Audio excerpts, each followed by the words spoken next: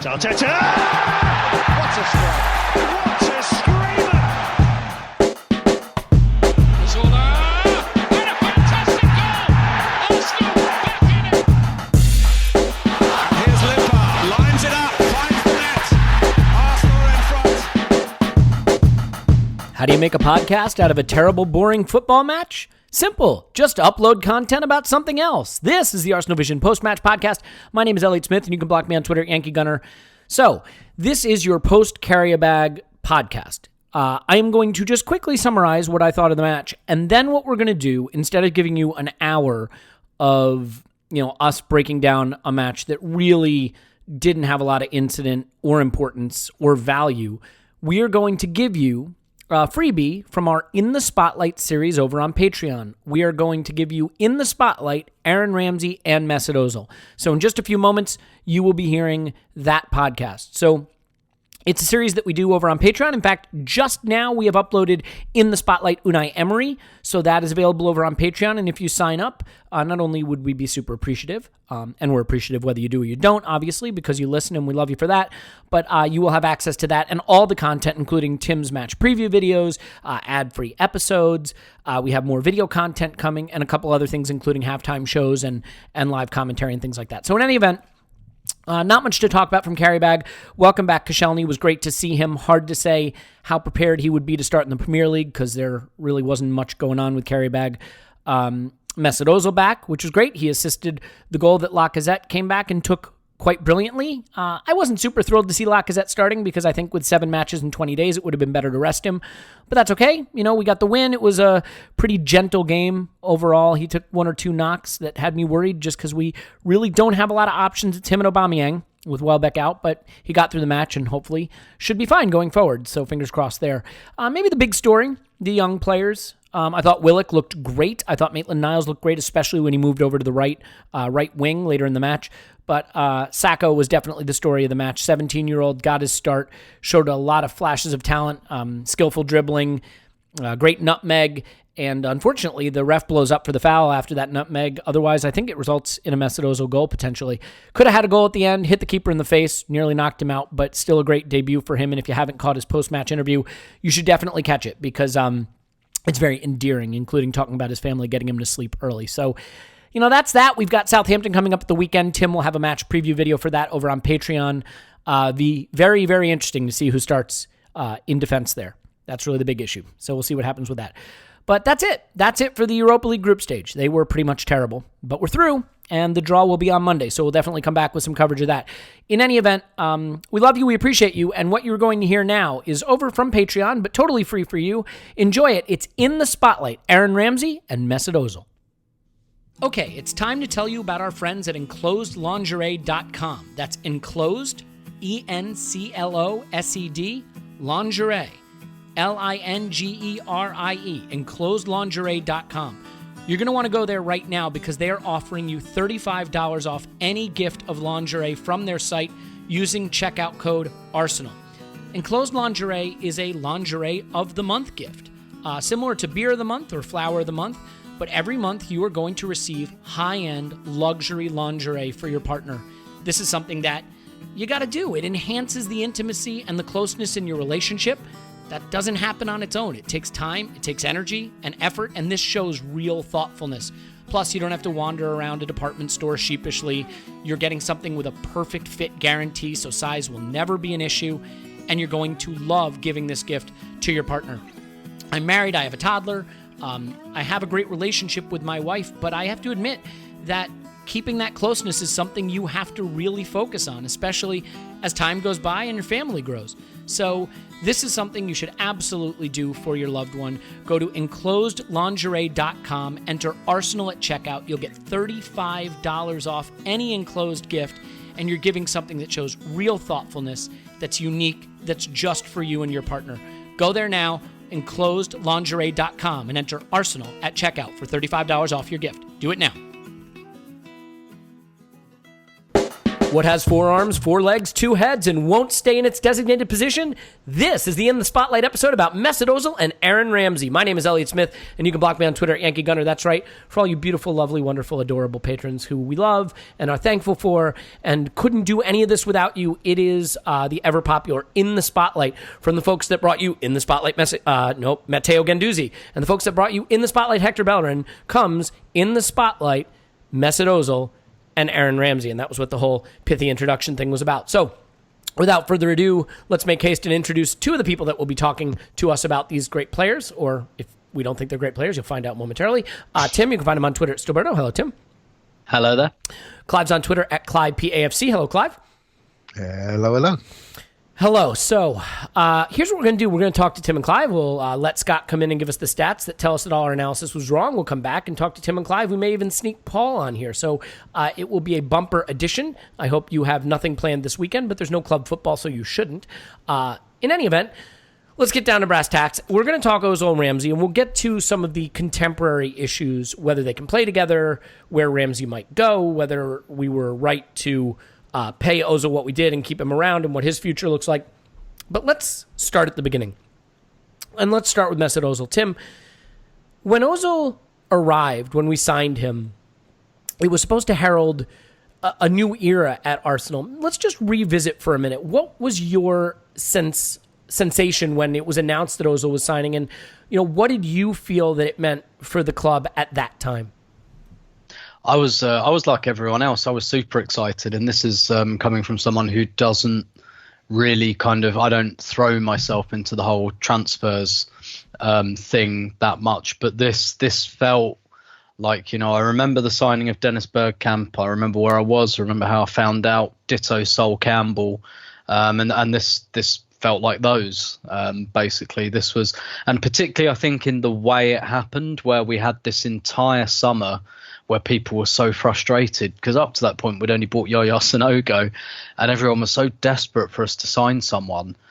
Even to the point, what's really weird was the end of the season before and the beginning of the season that we signed Ozil, we lost something like 1 in 14. We were actually in really, really good form.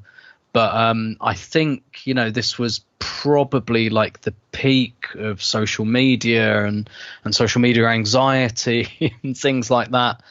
And yeah, I tell you, I remember the day really clearly because I remember that I didn't get the underground home. And at this point, I was living in a place in southwest London that was on the Northern Line. So I used to get the tube home, and I decided not to do it because the whole thing was still unfolding and it hadn't quite been announced yet. And I decided to get the bus home instead so that I could keep my phone reception and keep following things. That's dedication. And that adds another half an hour onto my journey home, which, considering my journey home at that time was about 40 minutes. Plus, it it's nearly a bus, doubled. And there's that. Yeah, just that. It's a problem. bus in London in August when it was actually quite warm. So, nowadays obviously you have Wi-Fi in the underground. It would have been easier, but I was like, no, I don't want to go underground for half an hour because I'll miss something.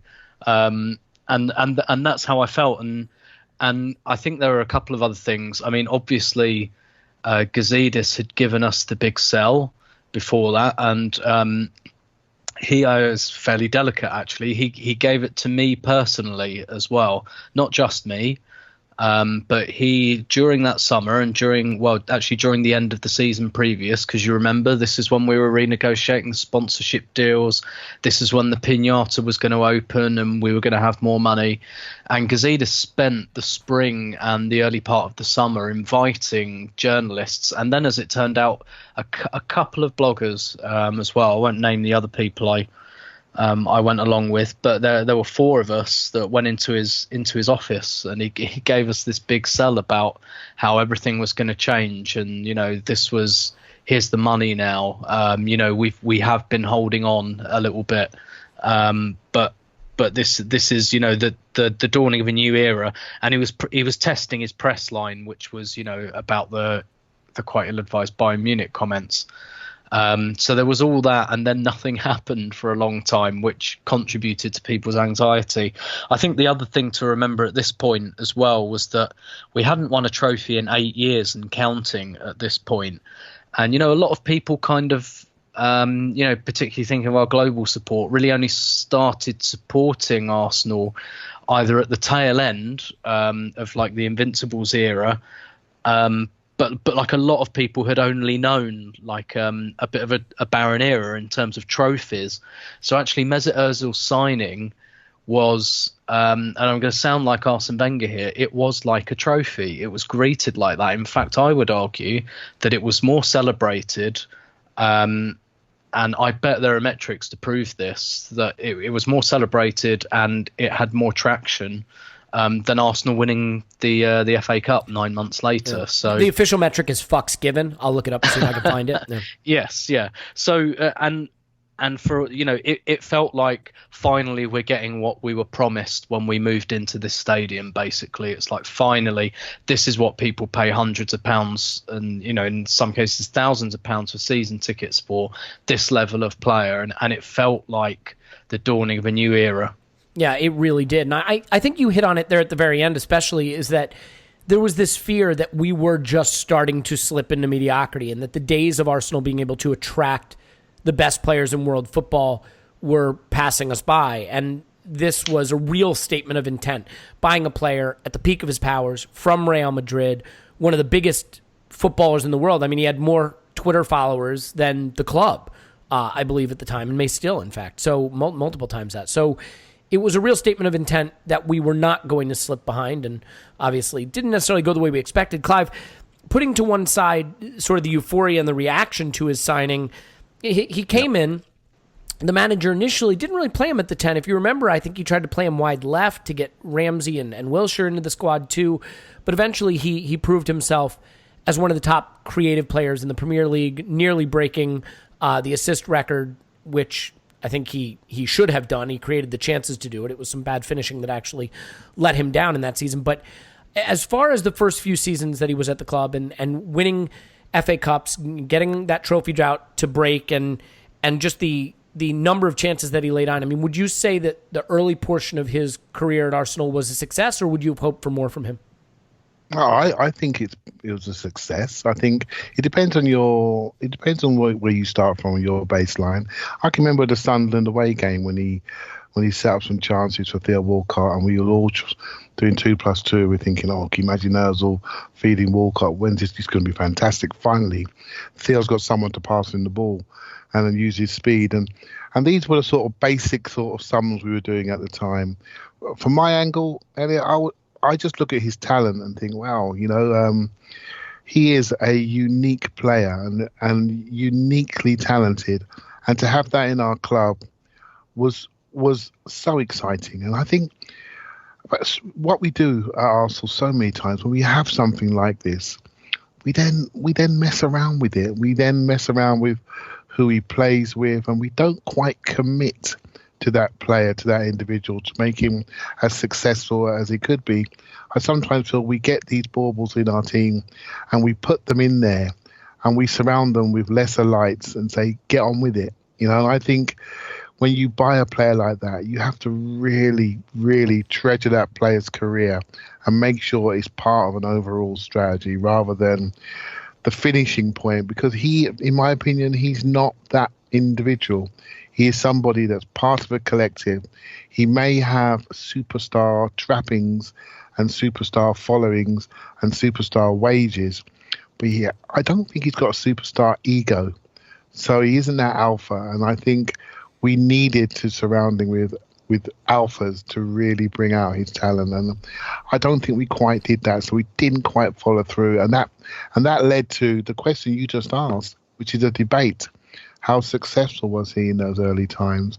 And it is a debate, and some of that debate is caused by his inconsistency, caused by the environment he was allowed to exist in, and it was also caused by some of the people he had to play with and adapt to. So from my angle, because I love the style of player and the technique of player, he's successful, but I still think it's a debatable point, and many, many, many people wouldn't agree with me. No, I think the one thing that we can agree on is he had some very high moments and he had some periods where his form was imperious, if you will allow me. And when he hit the high notes, he was a joy to watch. I would think it's fair to say, Tim, that perhaps, much like the team, Mesut Ozil struggled to influence the big games, and that maybe that was his shortcoming. Before we come to that, let's talk about the high points. For you, are there any real high moments that stand out for you in terms of performances from Mesut Ozil that you could point to and say, if someone was going to watch a game or two of him at Arsenal, these are the ones I'd recommend? I think there was that game early on against Napoli at the Emirates in the Champions League, which is one of the best Arsenal performances I think I can remember from the last 5 or 6 years. It's funny you mention that because I will always remember that game because I watched it in Thailand on my honeymoon. So it's just it was a wonderful time of life, a wonderful place to be, and the fact that we took the time out of our honeymoon to watch it, like it all lined up. Yeah, that was a brilliant performance. Yeah, and he scores that superb goal as well in it, and that's definitely one of them. With Ozil, don't get me wrong, there certainly have been like incredible performances. There was one at home to Bournemouth a couple of seasons ago when I think he was in the best form of his Arsenal career, around about the winter 2015, and it was. And I don't think this is a coincidence per se. It was while Alexis Sanchez was injured. And I always thought that there was this tension between Sanchez and Ozil, not as people. I think they got on, and not an entirely bad tension because they had like a creative tension where they were always passing to each other. But I always felt there was a kind of, is this Ozil's team or is this Sanchez's team? And in that little period where Sanchez got injured against Norwich and he was out for a couple of months, that's when Ozil played his best football because it became Ozil's team indefinitely, because there were no other alphas around him at that point. And I suppose we'll come on to this. There's probably a question here about, is this Ozil's team or is this Ramsey's team at the moment, which is why we're doing the joint podcast. But yeah, I think that Napoli game. I also think the 2015 FA Cup final, I thought his performance in that was totally underrated because we won 4-0 and he didn't score any of the goals. I'm not even sure he got an assist. Can't remember if he took the corner that Mertesacker headed in, but I thought he just absolutely tore Villa to pit. Him and Cazorla that day were just, they might as well have been playing with a different ball. It kind of brought me back a little bit to the days of Pires and Henry, kind of, just playing wall passes to each other down the left-hand side.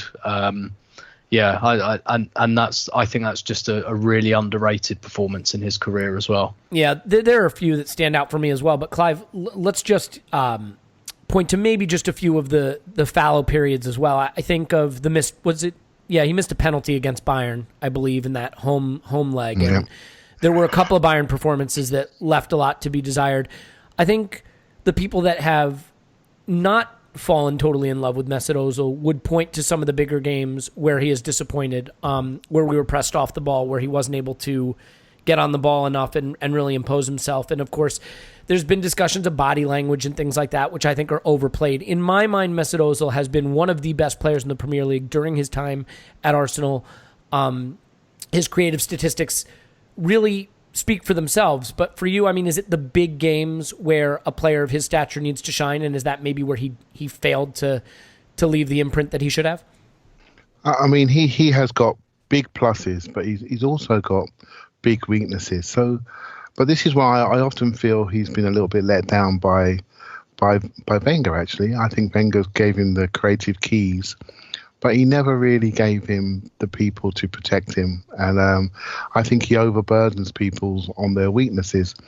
And so in big games when we were out intense and outran, the TV pundits look at our superstar and say, well, why hasn't he grabbed hold of this game and turned it around? And these people have influence, and they influence people's views. And then when we see a day like the cup finals, like both the Chelsea and the Villa Cup final, where he was hugely influential, we sort of say, well, that's what we expect from him. And really, he's somewhere in between. I mean, that Bayern game that you mentioned, that game was unbelievable for I think about 15 minutes or so, and we were absolutely brilliant until that period. And then we get the moment that we create against a very good Bayern team, and we are playing out of our skins. And there needs to be a moment of decisiveness, a moment of execution.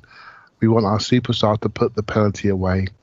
And he just sort of lazily stroked it. And then it all went wrong after that. And you just think to yourself, that sort of epitomizes some of his time with us. He was at times very close to being elite. But come the moment, he didn't quite execute on occasions in those big games. And I still think he needs to do that. I still think it's a missing paragraph on his CV for Arsenal. He's had very big moments, but I want more big moments against big teams, potentially away from home, when other people are not quite doing it, and we turn to him, and then he finds a way to move the ship forward. And I think again it comes back to your structures and how you view football. I'm a pragmatist by nature. I like teamwork, but when someone has a unique skill set like him, I think we can carry one. Whether we can carry two, I'm sure that question will come up later on in the podcast. It will indeed. Well, so let's do this, because I don't want to go over the history of the whole podcast. Obviously, we're going to get into the contemporary situations in terms of tactics and where these players fit in and what the future holds for them. But I just want to finish off on Mesut Ozil before we turn to the history of Ramsey, and then we'll transition into more contemporary discussion. Tim, I think with Aaron Ramsey, with Mesut Ozil, one of the things that we got by getting him is that playmaker in midfield, but what we didn't get is Cesc Fabregas. I don't know that this is the case, but I think there is a lot of suspicion that it was a signing of Mesut Ozil that meant that we did not re-sign Cesc Fabregas. And rather than move forward from that, I'd rather pick at the old wound as much as possible. So for you, and I realize that this is a really, really difficult question, and the answer can be as nuanced or straightforward as you'd like it to be. Do you have any regret about signing Mesut Ozil if it meant that was the reason that Cesc Fabregas didn't return to Arsenal? No, none whatsoever. And I didn't want Fabregas to come back that summer. And when I say I didn't want, I don't mean that emotively, because I didn't, it wasn't like, no, he's a bastard, I won't have him back. It was purely tactical. He didn't fit into our squad. We had Cazorla. We had, at the time, we still had some hope for Jack Wilshere. We had Ramsey and we had Ozil. Even if you take Ozil out, you've still got to sell a couple of those midfielders, and you might argue that that's worth it. But Fabregas is a player as good and, well, not good, as brilliant as he is and was. He requires a lot of accommodation, and that's why his career hasn't, though his career's still been very good, his career still hasn't hit the heights that he hit at Arsenal, because at Arsenal it was built around him. And look what we did first time. We took, Bergkamp was kind of already on the way out. We took Henry out for him. We took Vieira out for him. Pires went. Like, that whole team was deconstructed to build around him, because that's the kind of accommodation that Fabregas needs. And you can see now in his career, he's 30, and that for a player like him, who's not a high energy player, who's a playmaker, that should be his prime. He doesn't get picked for the Spain squad, and it's not because he's a bad player. It's because it just takes so much to accommodate him. And Chelsea have found that. Chelsea don't always play him. He's not an automatic starter there. And I think at that stage in 2014, we just bought Ozil, we just bought Sanchez. We had this midfield that we were trying to build. We had Cazorla. We would have had to have got rid of 3 or 4 of those and tried to rebuild all over again around Fabregas. And that would have taken a couple of years. And I don't think it would have worked. And slightly on the emotional side, I understand why Arsene Wenger didn't want to do that again. I understand why Arsene Wenger went, do you know what? I built one team around you and I worked really, really hard to do it, and you left. I'm not doing this again. We need to look forward. So, no, I suppose my regret is that Fabregas left in the first place, as much as I understood it. But once he did, I think we moved on. We moved past him. It's tough for me, and I will fully admit this, because why not? I mean, if you've signed up for our Patreon, hopefully you like us enough to tolerate what I'm about to say. Like, I became an Arsenal fan in the late 90s, really started to be a passionate Arsenal fan in the early 2000s. Now you could say that's bandwagon, but it also just coincides with when I was able to have access to Arsenal and understand the club, and it was obviously a great time to become an Arsenal supporter. I know there are a lot of people probably listening to this now who missed those great years and became an Arsenal supporter following the Emirates move, and have stuck with the club through that. But Cesc Fabregas was the first player that I watched grow up at the club. I mean, guys like Henry and Vieira and Pires, they were titans to me, but I can't explain it. They almost felt too big to love in some respects. And Thierry Henry was my absolute favorite, but Fabregas was the precocious youngster who broke into a team of Invincibles and stuck with the team when the Invincibles faded away and dragged us to top 4 finishes with players like Danielson by his side. And I loved him, his fight, the way he seemed to care for the club and the manager, and the way he went after Tony Pulis, and how upset he got at the leg breaks, and he felt like it mattered to him the way it mattered to me. And I realized in the end the way he left was very painful, but something about him returning to the club, I wanted him back, and I think if I could have had him back, that would have made some of the losing more tolerable. You know what I mean? Like, if you're not going to win the Champions League and you're not going to win the Premier League, you might as well love the players you're rooting for. And I don't know that I always loved rooting on, again, this, Olivier Giroud and Francis Coquelin and some of those players. I would have loved rooting for Cesc Fabregas. I totally understand the reasons why he couldn't come back. And Mesut Ozil has been, in my opinion, a success, maybe a slightly qualified success. I don't think you can say an unqualified success, but I am certainly not complaining. But emotionally, I will fully admit, it hurt me to see Fabregas go to Chelsea and win titles at Chelsea. Because at the end of the day, when Cesc Fabregas retires, he's not going to retire an Arsenal legend. He may even retire reviled in some sectors of Arsenal fandom. And for me, Tim, that's painful, because he was probably the first real love for me at Arsenal, not in a different way from the Invincibles. Am I explaining this right? Does that make any sense? Yeah, absolutely, yeah. And I think everyone felt like that, particularly at that time. And also, I think, because we were doing the whole Project Youth thing at the time, and you have to remember the context in which this happened. When that started, most people were behind it. Like, Arsene Wenger had a lot of credit in the bank. And and it was explained very clearly. It's one thing that the club were absolutely clear about. This is the way we're going. They set it out so clearly that we call it Project Youth, and everyone knows what that means. Arsenal have never called it that, not once. That's the fans that have called it that, because they got the message from the club so clearly that they gave it a name. And Fabregas was the symbol of that. And people all make fun of understandably, of players like Danielson and all of that now, but people were excited about that at the time. They really were. There was a lot of some of these guys might be really, really good. Clichy and Vela and Bentner and Danielson, and Cesc dragged them to top 4, dragged them to semifinals and quarterfinals of the Champions League, Adebayor for a season. I mean, it was a really interesting and dynamic time when we all felt like we were rallying together in the wake of something. Yeah, absolutely. And he was obviously always the jewel in the crown.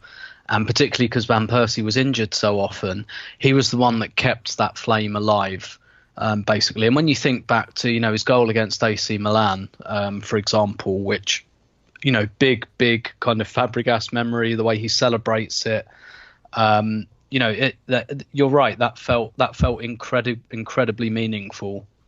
Yeah, the club felt like it meant something to him in a way that look, Patrick Vieira is a legend. He also tried to leave the club every single summer too. Anyway, we're way off topic now, but I think for me, that is bittersweet. The fact that one stood in the way of the other. But Clive, let's get on to the Ramsey history for a minute, unless you want to weigh in on the Cesc and Ozil thing. Does that interest you? Just only a little bit. Yeah, sure, please do. I think he broke the manager's heart, in my opinion. I've said this before. Totally agree. By the way, yes. He was Wenger's perfect player. He was the player that he'd always wanted to manage, and I think he broke his heart. And I honestly believe that the slide for Wenger started around that period downwards. If you really wanted to look at how he treated players, how he went into a transfer market, things happened in his private life. I just felt that was a major moment when the Fabregas Nasri era happened. I think he really, really emotionally built a lot into that team, and then I felt he became a more defensive manager, trying to defend his position, trying to defend his theory, trying to defend his club, trying to defend himself and how he saw the game. And I felt he became more reactionary rather than creative. And I honestly believe Cesc Fabregas was the trigger to that. And I'm not sure it was meant. We can all look back in hindsight right now, but I think he broke the man's heart. And I agree. And that's why the door was never reopened. There were many reasons we could have made a space for him, but I just don't believe that once his heart was broken, he could actually go back and do it again. Yeah, it was a very emotional player for everybody, I felt, and it worked out the way it did. And Mesut Ozil, stayed. He got the 10. He was supposed to be the leader of the team, certainly the playmaker. And I think, look, Mesut Ozil is a certain type of player, and he is an extraordinarily talented one. He is not going to be the guy who shakes his fist at his teammates and rallies the troops, and that's okay. Not everybody has to be that. So Aaron Ramsey, on the other hand, he comes to us as a young man who was courted by United and chose Wenger's Arsenal over Fergie's United, and obviously I think there was a lot of surprise and exhilaration when that happened, maybe in a slightly different way for Mesut Ozil. And he sort of spanned two generations, the Project Youth generation transitioning into whatever you kind of want to call this now, where we did spend some money on some big jewels in the crown, like Ozil, like Alexis, like Lacazette and Aubameyang. And obviously, his career will forever be broken, so to speak, pardon the pun, into two sections, the one before the leg break and the one after. Let's just briefly, Clive, talk about before the leg break. How, we know what you think of Aaron Ramsey now, unfortunately. At the time, I'm just kidding. At the time when he was a young man and had just arrived, and in those seasons just before the leg break, how high were you on his talent, and how high did you think his ceiling could be? Well, for most Arsenal fans, the fact that we beat Man United to him, that was enough. Yeah. He was embraced immediately, right? The money was the same. We did a better job in recruitment. We sold him a better future. He chose us. Man, that was it. You are our hero, almost from day one, right? So we were sold, and the young Aaron Ramsey reminds me very much of Guendouzi today. He was very cultish, very multi-positional. I mean, when he was at Cardiff, he spent time playing right back and centre half, and he was very, very young for short periods, and he had the ability to do that. He probably a similar sort of profile to young Ethan Ampadu right now, multi-positional, way ahead of his time, a very skillful player, almost had a continental touch on the ball and continental arrogance, and yeah, there was no issues with him. He was just somebody we were waiting to come to fruition, and he was physically better than some of the other younger players around that time. Very good runner, very brave, very fearless. And I'll tell you now, I was a huge fan, absolutely huge fan of him. And because expectations were different then, he was just a young player making his way. And there were many young players making their way, some we mentioned earlier. And he was just another one. And I really enjoyed that period. And then the moment happened at Stoke, and I can remember it actually. I think it wasn't at Stoke, but I was at an England Rugby International. And I remember coming out of that game and just thinking, oh my God, I was absolutely devastated. I can remember it because he was really on the rise. It seemed like he was just about to arrive, and he was dominating games, and his potential just looked like the absolute sky. I mean, elite. I'm talking up to Steven Gerrard's level and beyond. I mean, that's where he was projecting to, and it was cut down. And when I eventually saw it on TV, it made it worse. Right, it actually made it worse. But there was something about that team that bonded together, and it wasn't just what happened to him. it's what's happening to us at that period. I felt that we had a very young, creative team that was basically being kicked off the park, and it was allowed to be kicked off the park by how we were perceived and how we were refereed. And we had these spectacular leg break moments that epitomise that. And Aaron Ramsey suffered for that. And I remember thinking when all the players were looking at him on the floor, I remember thinking, I wonder what they're thinking. They were, a lot of them, like Fabregas, were coveted by European clubs. And I was thinking, I wonder what they're thinking. I bet they're thinking, why am I playing for Arsenal? It's almost dangerous to play for Arsenal. We're not protected. Why am I playing? I remember thinking, some of them are going to go. And it was so proved. I just felt that we were very victimised, and a young player like Ramsey was allowed to be literally kicked off the park, and his career basically stalled from 2 years plus after that period, which was a real shame. It was. And, if you look at that, the reason the Ramsey thing was so painful is it had come after Diaby's career was ruined, after Eduardo's career was ruined. Rosicki's career was ruined by injury through no fault of any other players, per se. Jack Wilshere's career really interrupted and ruined by injury. Thomas Vermaelen at the time, someone we thought, I think, pretty highly of, missed, 18 months or something. And you look at the team that Arsene Wenger tried to build, what a genius the man was. If you really think about Adebayor and Hleb and Rosicky and Wilshere and Ramsey and Fabregas and Eduardo, what a team he had. And that 07-08 team was a brilliant team that should have won the league. And the way it collapsed with Adebayor just turning into a wanker who fucked off, but then between and Hleb doing the same, and Rosicky getting broken, and Diaby breaking, and Ramsey breaking, and being broken, let's call it what it is, and Wilshere, the team just disintegrated like grains of sand through his hand, and Ramsey was really the final moment of that team and the hope of that team evaporating. But, he did come back from it, and Tim, he's had some very, very high moments in the wake of that happening. And one of the things that I think is interesting, he's an incredibly polarizing player, and I'm curious to get your thoughts on why. This is a guy who has scored FA Cup winning goals for us, has some extraordinary goals. Who were we playing where he scored a goal? It was a meaningless Champions League goal on the volley from 35 yards. Galatasaray. Galatasaray, that's right. He had some highlight goals. The one he scored last year, was it a little back flick floater in the penalty box? He had one against Swansea that was a header. He had obviously the FA Cup winner in extra time. What do you think is the cause of the polarization around a player who has the ability to score sensational goals and has won us trophies with some of his goals?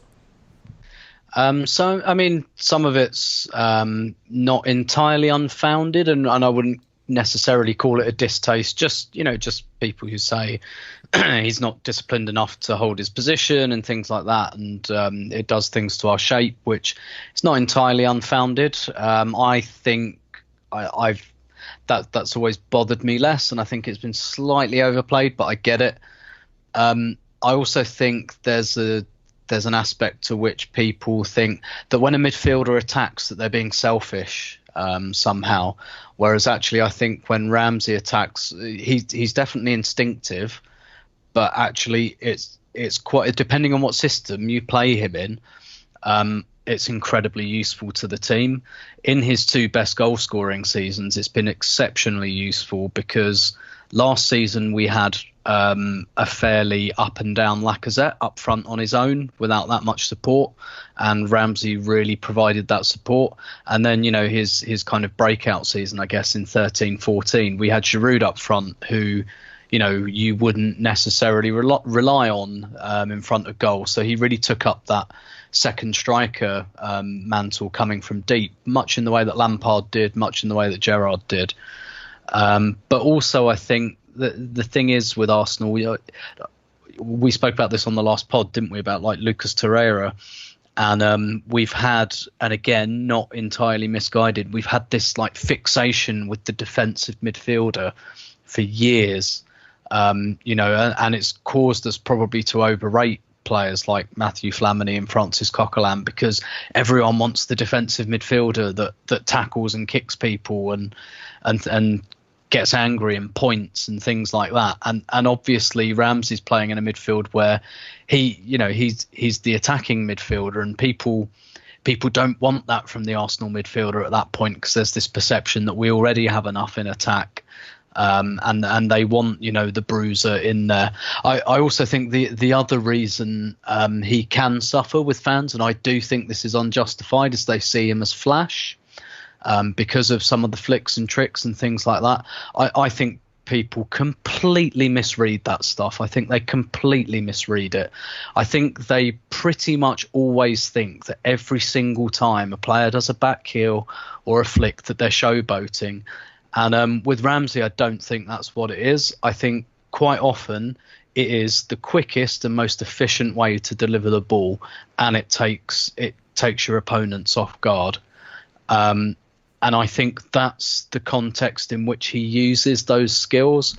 But people have this idea in their heads that if you do anything other than trap the ball and kick it, that you're taking the piss and you're showing off. And, we don't like that in England. Yep. I think people entirely misread that with Ramsey. And I think it sticks in their craw a little bit. So there are a few things. But to be honest, the level of it at times has really, really confused me, because he's such like a vanilla character. I don't like there were times when, unless you hunt rhinos, in which case look out. But there were times when his name would be announced in the starting lineup and people would be like posting death threats and stuff. We drew 1-1 away at Everton in November 2012, and this was a point where he wasn't playing that well. And I was writing stuff about him, like just saying, look, stick with this guy. He's gonna be fine, because I always recognised something in him about his kind of mentality, and I felt like he was trying to do the right things. I felt like even though a lot of the fans were arseholes to him, he didn't let it get to him. And I thought, no, he'll come through. So I wrote about it a lot.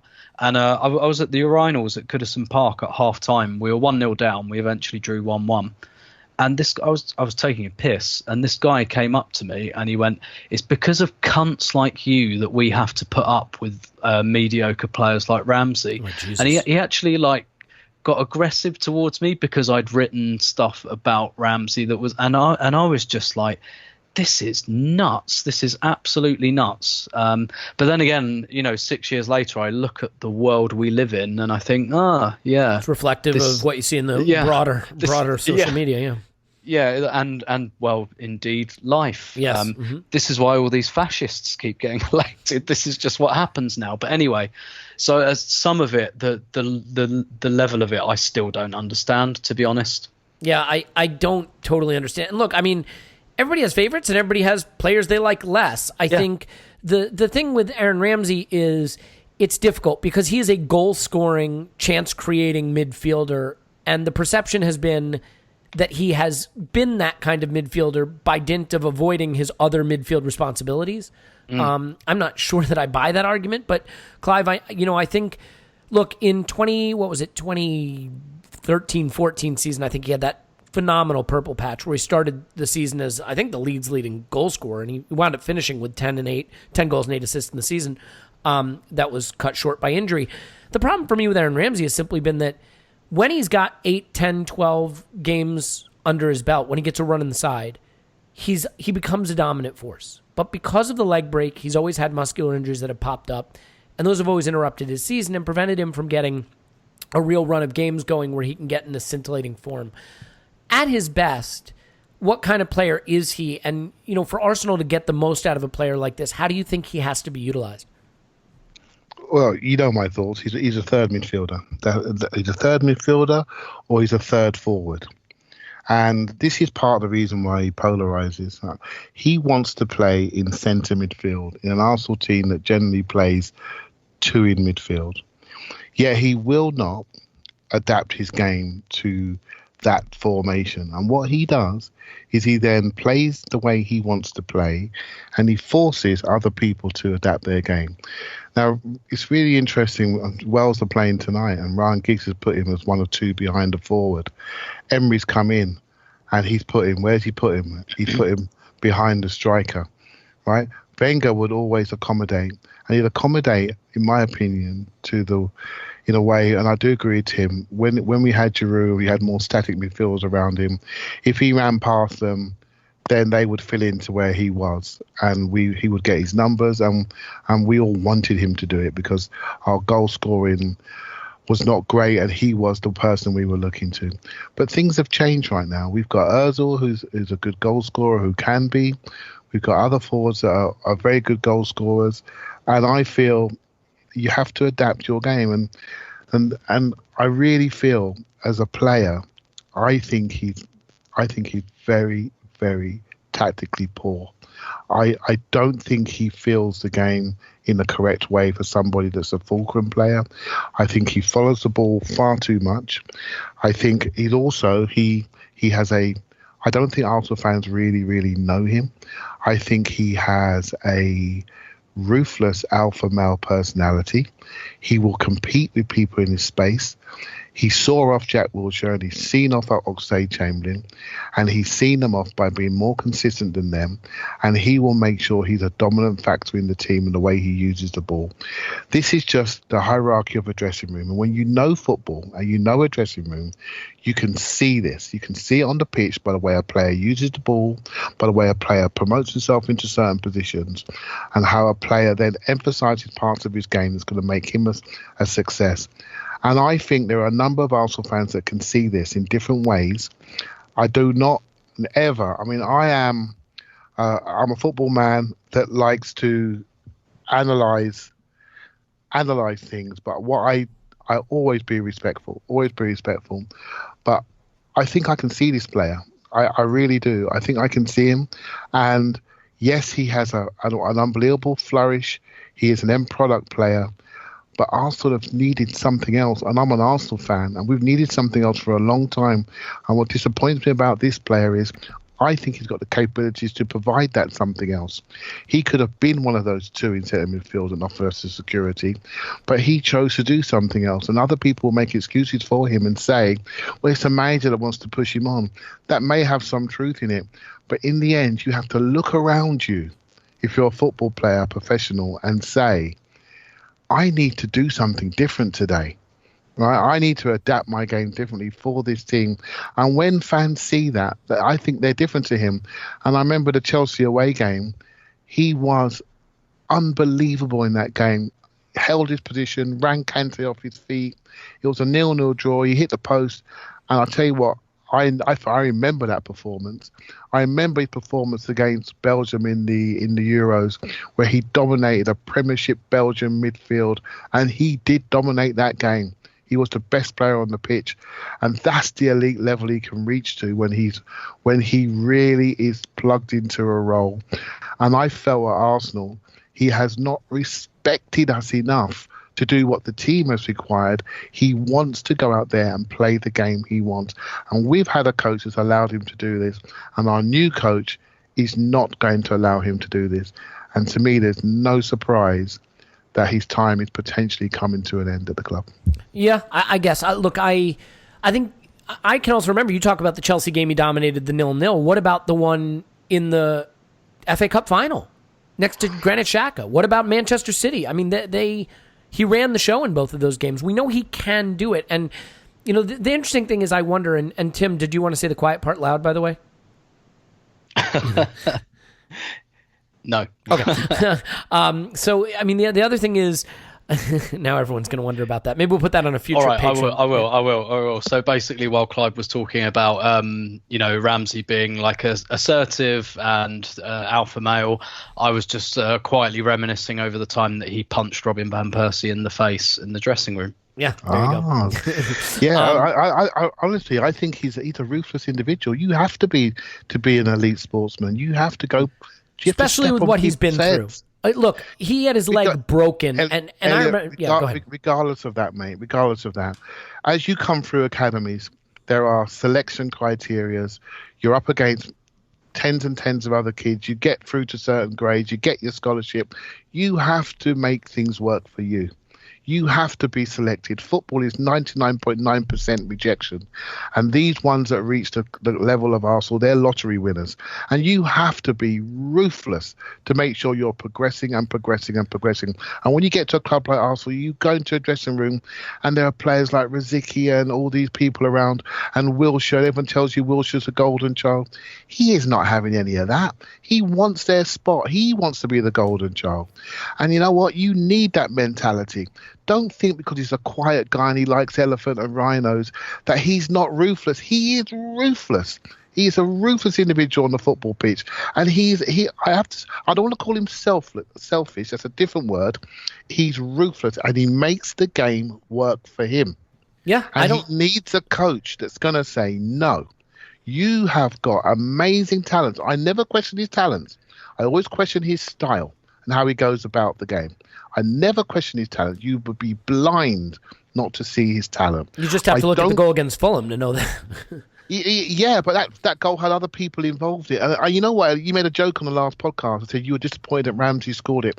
I was disappointed he scored it. I wish he assisted it, because what it does is it then feeds the narrative that his success criteria is judged in goals. And all we've done this season is replace him in centre midfield with Lucas Torreira. Now, how do you feel about our centre midfield now? Much more secure. So let me ask you this, though. Why can't Aaron Ramsey be Dele Alli? What has Dele Alli got that Aaron Ramsey doesn't have? Dele Alli, I think they're quite similar in place. I think Aaron Ramsey's better than Dele Alli. All right, so is that just the issue? If he measures himself in goals and he's got the goals in him and he can run and he's got tricks and flicks and he has end product now. I mean, he didn't used to be a great finisher. He used to underperform his XG, but he's from central midfield, he's a 2.5 shot a game kind of guy. I mean, could his role be as more of a forward player? Well, that's what we're trying. And he's played number 10 for 6 games. Didn't score a goal. That role. Well, you know what? Let's do this. Let's put that on hold just for a second, because we are going to come to the now, the contemporary. We're up to that point now. So let's do this. Let's take a break. We'll let Scott give us the statistics. We'll let Paul give us his soliloquy. He's going to lean back in his comfy leather chair, swilling his brandy and his cigar, and he's going to just wax lyrical for a moment about Ozil and Ramsey, and then we're going to come back and we're going to talk about the here and now. How do you get the most out of these players? Can you get the most out of these players? What's going to happen with Ramsey? I have had quite a bit of cold and flu medicine, so that's why I'm even more fast talky than usual, but don't mind that. And you know what? There's no commercial coming up because this is Patreon, so no advertisement. We're going to go right to Scott, then to Paul. We'll be back. Okay, now we have Scott on the pod to give us the statistics, to contextualize the players, but also undermine all the arguments we've been making and will go on to make. So Scott is on Twitter at _that_crab. Scott, always a pleasure. Thank you. I'm very excited to be here. Yeah, you sound it. So let's start with Aaron Ramsey. Look, what we really want to do, I think, in your section here is just contextualize, like I said, who these players are, where they are elite. Because for some people, I think there is a confusion about, first of all, whether they are elite at all, and if so, how and why. So where does Aaron Ramsey distinguish himself, or maybe not distinguish himself, according to the statistics historically? Sure. So Aaron Ramsey is a very unique player. He plays in midfield, but he has the shooting stats of a good forward. Not an elite forward, but a good forward. But he still adds quite a bit of value as an actual midfielder. So he's a very interesting and special player. There's really not a lot of players that really profile like him from a stats perspective. And actually fitting him into a role is quite difficult. He's not really a number 10. He's not really a traditional midfielder. He's almost a throwback to, the old traditional English midfielder, Frank Lampard kind, swashbuckling, trying to look to score. So that's really where he fits in. So when you look at his stats, his shooting numbers are going to be the big thing of how many shots that he's able to actually produce. Pulling that up right now on him. And so, I mean, when you comp someone like Aaron Ramsey, like radars and things like that, the players that wind up being reasonable comparisons for him or analogs for his output tend to actually be, forwards and things like that, don't they? Yeah. So, I mean, it's tough. So he has similar stats to, say, like a number 10, but does a lot more on the defensive side because he plays deeper.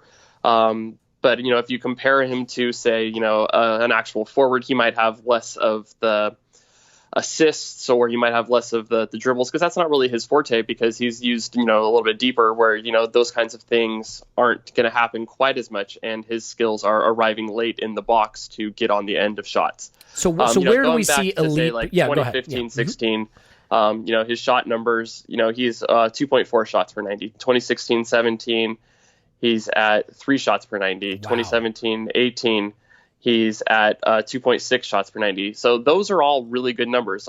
Can you profile that in terms of where that would compare to sort of other midfield? Is that top 10%? Is that 20th percentile? Where is he in terms of his shot volume?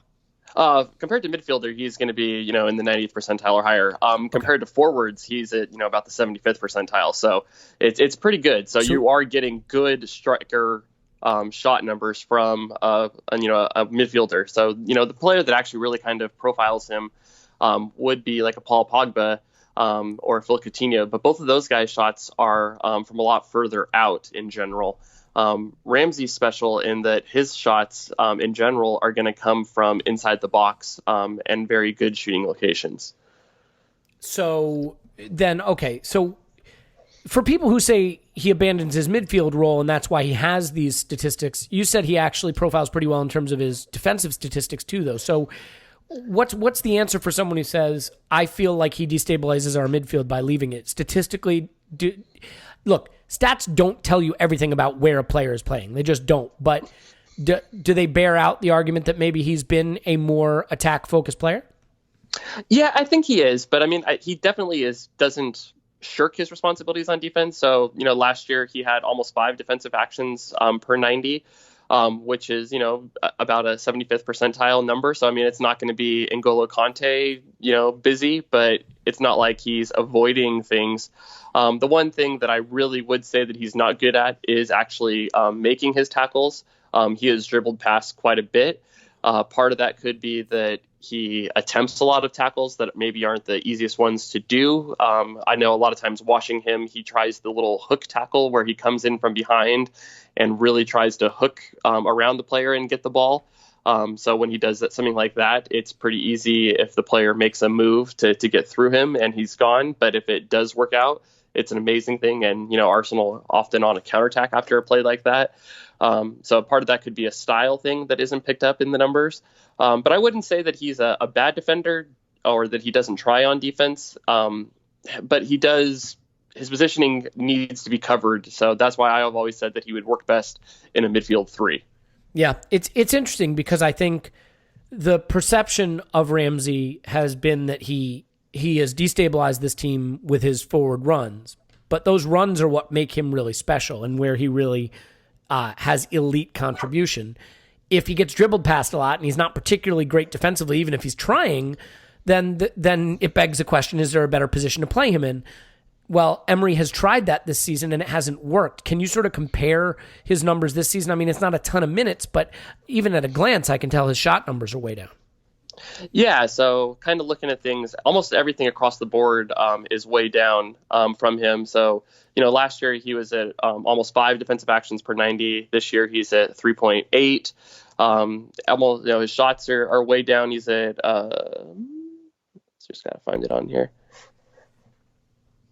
I'd fill this with an advertisement usually, but we're on Patreon now, so we can just fill it with dead air. There we go. That's always the fun thing to do. Here we are pulling it up. And this year he is shooting 1.4 shots per 90. So almost a full shot a game down or more. Yeah. So, and that's the thing that's kind of puzzling. He seems to be playing further forward, but is more isolated. I do remember, I can't remember which season it was exactly. It might have been the 16-17 season. Or actually, it could have been the 14-15 after his really good season that he had, where he really kind of got into this groove of wanting to almost play as a second striker up with Giroud. And he really got the same thing where he was isolated far too often, and Arsenal couldn't get into the games. But then, 15-16, 16-17, he really seemed to go back to basics a little bit more and play a little bit deeper. And you could see that was getting the best out of him, in my opinion.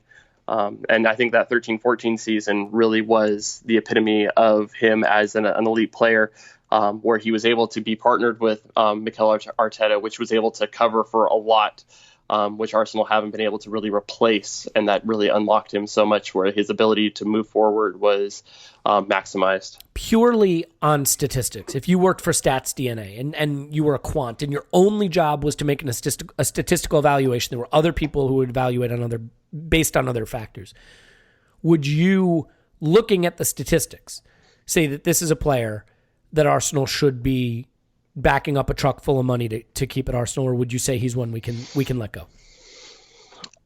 I would probably pass on giving him a huge Mesut Ozil style paycheck. Yep, nope, fair enough. That's all I wanted to get. So let's move on to Mesut Ozil. Now, Ramsey has some areas where he is elite statistically.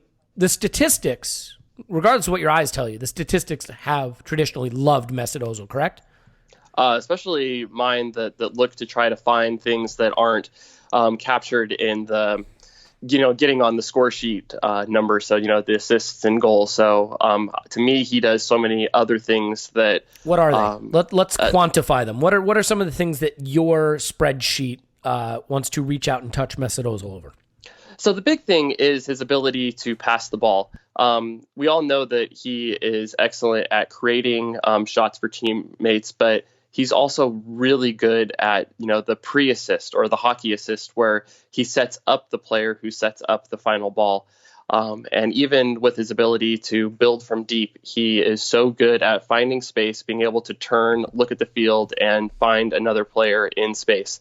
So I have the statistic, the passing value added, and it almost seems like I built it to maximize Mesut Ozil. It really wasn't the intention, but it really was the result.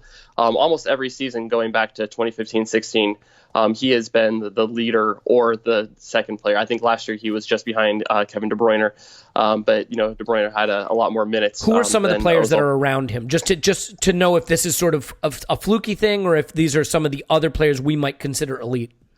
Yeah, so the players that typically are around him are Hazard, Silva, De Bruyne, Cesc Fabregas, Phil Coutinho before he moved to Barcelona. So really, it's the best players. So it's the best players in the league. Yeah. So I mean, what you're saying is it's not like Alexis before he went to Manchester United was became a 10,000 pound millstone around their neck. Look, I think that's telling, though, because what it says to me is this statistic, while it favors Mesut Ozil, it favors other very, very good players that we think very, very highly of. So certainly it's indicative that he is keeping that. The fact that he is keeping that company is indicative of his quality. So, are there statistics where Mesut Ozil maybe doesn't achieve what we'd like from him in his position? I mean, certainly end product. I mean, I think the modern number 10 gets on the score sheet more often. Is that something we should look at? Or are there other issues that you have with him statistically? Yeah, so I think you look at things like the amount of shots, because I'm always impressed with how well he's able to shoot the ball, but it's just not in his nature to want to be selfish, I guess, and take that shot for himself. He's always looking for his teammates. He's been pretty consistently between 1 and 1.5 shots per 90. Which, isn't bad, but for a player who's playing that far up the field, you really do want them to play a little bit more. The one thing that also really sticks out is his defensive actions. He is very low on those. So when I'm saying defensive actions, so we're looking at interceptions, tackles, fouls. So even though a foul isn't a positive, thing where you win the ball back, it still shows that you're attempting things, even being dribbled past. Depends on the foul. Defensive action. Yeah, that's true. So, last year he was just at 2.5 defensive actions per 90, which is quite low. Really. Do you have De Bruyne's for that, out of curiosity? I mean, I think he's an interesting comparison player because I think De Bruyne is sort of the quintessentially modern number 10 who covers a lot more of the pitch, and gets on the end of moves a lot more, whereas Mesut Ozil is a much more traditional playmaking number 10. That you said that in PPVA, progressive passing value added, they are right next to each other or adjacent to each other. But I'm curious whether we see De Bruyne sort of distinguish himself in terms of his defensive contribution. Yeah, so De Bruyne last year was at 4.5 defensive actions per 90, which almost is double. Exactly, and it's so Mesut Ozil was 2, Kevin De Bruyne's 4.5. So that turns out to be more than double. So De Bruyne, and it's also the role that he's being asked to play, especially last year under Wenger. Ozil was basically given the free role, saying you don't have to do anything. Which, when you have a player of Ozil's caliber, that can be understood, because basically he was given the keys to create as much as possible, and it really did maximize a lot of the other things he did. But it is going to show up compared to other players. Yeah, well, that is an interesting issue, because I think it's one that people would have said, I didn't need the statistics to know it. So, it may be a case where your eyes are telling you exactly what's happening on the pitch. Before we let you go, let's just get a sense of where Mesut Ozil's career is going at Arsenal. And certainly, while the winning has been great, it hasn't necessarily been a great time for Mesut Ozil statistically. Am I correct to say that he is in the midst of one of his worst periods at the club in terms of his statistical achievement? Yeah, it's quite concerning for me. I posted this on Twitter the other day and got quite a bit of feedback on, just how everybody was quite surprised by this. Almost everything across the board is down. The number of key passes he's making, the expected assist rate he has is way down. The big chances that he's creating, the number of killer passes. So those are, you're looking at the passing value added. So those are passes that are greater than 0.5. So those are going to be your line breaking passes, your passes into the box. So they don't necessarily have to create a shot from them, but those are ones that really cut open the defense. Even his deep completions, so the number of passes that he completes to within 18 yards of goal are way down compared to last year, or even 16, 17 or 15, 16. So it's quite a conundrum. I think that there was some positivity from the last match that he was. It wasn't the Fulham match, the one before that against Everton, or Watford. There we go. He got a goal. There we go. Yeah. So, and then also it was quite a big difference where he was on the left in that second half. And it really seemed to get him more involved in the game. He had the most touches that he's had this season, coming from the left-hand side. Especially with Arsenal's attack right now, it's very left-handed biased. So I think that might be a move that might happen down the road. So if Arsenal are going to switch with this 4-4-2 or even the 4-2-3-1, I think using Ozil as the left-handed midfielder might be the better move for him instead of the right. Yeah, and then the problem you have is that Iwobi's done brilliantly there. And Mkhitaryan's done brilliantly on the right. Aubameyang is in the mix. So it is a conundrum for the manager. So let me ask you the same question I asked you regarding Ramsey. Again, you work for Stats DNA. Congratulations on your job. They're asking you, last January, we're thinking of giving Mesut Ozil £350,000 a week purely on the statistics alone. At that point, did he profile like a player who deserved one of the highest wages in football? I think so, especially considering at that point, the cost of having to replace him. You really can't replace his skills that he is able to bring to the team. So it's fair to say that as far as we're going to go, it sure as hell wouldn't hurt to have Mesut Ozil producing at the level that he's capable of. Yeah, and I've been big on the Ozil bandwagon. I picked him earlier in the year as my breakout player. And, the player that I really was hoping to maximize. I don't know if you heard this, but I picked Alex Iwobi, and he's doing pretty well. I don't know if you knew that. So right now I'm still really hoping for him to come good and that him to be able to find a spot in this system that really brings the most out of him. And not just because I want to look smart. Well, that is a positive that would come with it. But I think if Ozil's playing well, Arsenal's playing well. Right now, the results have looked good, but the actual numbers that underlie those results are not as good. Kind of like the team and the players as a whole. Yeah. Yeah. So I think if Arsenal do want to have a chance to get the top four, let alone a title challenge, which is definitely a little premature to be talking about, I think Ozil is going to be a big part of that, and he needs to be maximized to be able to get Arsenal clicking on offense. Well said. Good stuff as always, Scott. Scott is good people. You should follow him on Twitter at @O_that_crab. Thanks, Scott. Thank you. You are working on a new XG model, correct? I did, yeah. So I just posted that today. Ooh, gonna have so to it's check going to that look at shot placement. So it looks at where the ball is inside of the frame of goal, as a way of kind of determining how likely it is to actually be scored. So not only does it take into account how far and where you are on the pitch, but also where the ball actually goes after you kick it. You happy with what you're seeing with it so far? So far, I think it's pretty good.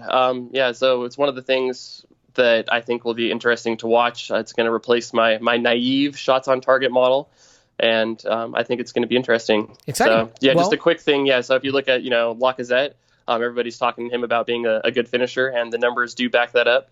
Right now, it's almost a full goal added by his shot placement, so that's something good. So right now, I have him at about 2 expected goals, but his shot placement XG is just under 3. So I think that's a pretty solid thing to look at there. So yeah, no, there's more good stuff coming from that.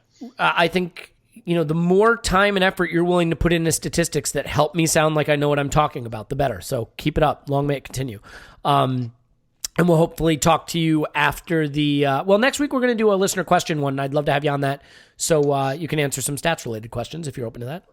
I think I'll be available. Great. Good stuff. All right. So we'll talk to Scott next week. Coming up next, Paul is going to sit back in his cozy chair, swirl his brandy, puff on his cigar, give us a soliloquy. And then after that, we'll come back with Clive and Tim, and we'll talk about specifically what's to come from Ramsey and Ozil this season. So stay with us. We got a lot more coming up. Woohoo! Pause here. Got a bit of a cold, but I'm not one to moan. And sure, if I did, who'd be listening? Well, you lot would. So a couple of notes here from Elliot. He says, under no circumstances should I sing. Well, if the muse takes me, it takes me, we'll see. And also he'd like me to pause every 60 seconds or so we can insert him interrupting me rudely. We'll see. So yeah, here we are. 8 PL games into the season. An interlull in place, which is kind of odd. Just as we're maybe getting going. Couple of Europa League games, a Qarabag Cup game, and what to construe from all of that on the Ozil and Ramsey thing, apart from we haven't found anything that's really working for either one of them so far, and certainly not together. And maybe they can't play together for reasons we could probably all guess at, especially with the Aubameyang in the team. Then you have 3 players in the front 4 who need some compensation from the rest of the team. One free player is one thing, but having 3 players who need others to provide extra TLC on cover and positional stuff, all of whom are more effective pointing upfield, is just a bit too much of a burden, especially when one of the midfielders is going to be Xhaka, who's maybe doing much better as a partner with Torreira, but still not ideal. The only thing I would say in terms of the fact that Emery has tried a bit of everything so far. He hasn't tried Ozil too often from the 10. And I think it was Tim who said he'd like to see Aubameyang played from the right. I think that would appeal too, because Ozil will still tend to drift left, but put those diagonal balls to the player ghosting in from the right, and you would want that player very probably to be Aubameyang. So if you're going to play those two together, that would be something interesting seen we haven't really tried so far. And I'm really in the mode of what have we not seen so far? The 4-2-2-2 or 4-2-2 or 4-4-2, the kind of Fulham setup with maybe Ramsey and Ozil in it instead of Mkhitaryan and Iwobi, or one and the other. We haven't really seen that. And I don't have a great preference for how we line up. We've seen what hasn't worked, and we could theoretically say what could work, but there aren't too many options left. But we haven't played much of Ozil at the 10.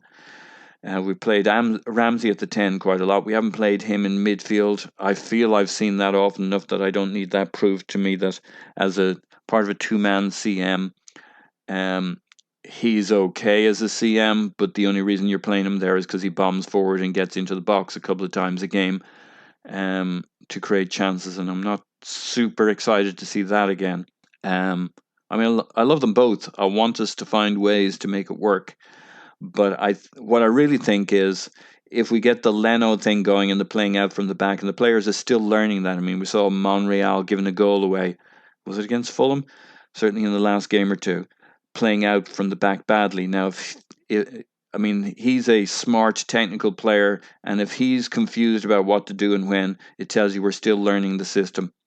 And so we haven't really seen us mastering playing out from the back, but we might be about to, or at least improving and getting useful with it. It's more of a liability than an asset at the moment. And when that turns around, then we'll start producing upfield and mixing how we progress the ball. And we're just starting to have a midfield now with Torreira and Xhaka. And those are two big step ups. And it will take more than 8 Premier League games or 11 games in total, which we've won 9 of. Thank you very much. It'll take a lot more than that. There's a reason they say the manager will need 3 or 4 windows to sort the players out for his system. The one thing we have not seen any of, I would argue, is pressing. We've far less of a pressing team than we were last year, and I think we've just backed off that because there's too many spinning plates on sticks right now. So we got those 2 areas sorted out, and then I think you can almost go back through all the configurations again of where we've tried Ozil and Ramsey, because it's kind of all new to have Torreira in place, to have Xhaka with some support so he can get his head up and try and pick out Ozil, and we can try Ramsey through the middle and Ozil on the right, especially Ramsey through the middle when we get round to actually trying to press again, because it doesn't really make sense playing him at the 10 if we're not playing a pressing lineup. He should bring us a lot on that.